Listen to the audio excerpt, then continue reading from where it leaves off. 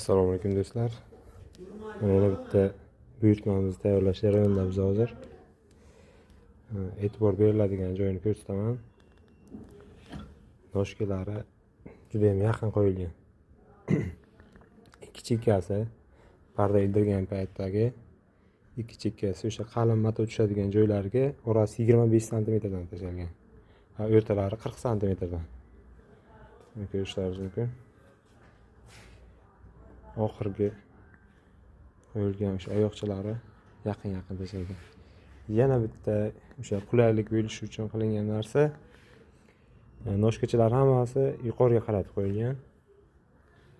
Ichkariga ham qaratib beramiz. Hozir bu yerga qurishda qiynalmasliklari uchun yuqorida mana ishlashga oson bo'lishi uchun yuqoriga qaratib qo'yilgan.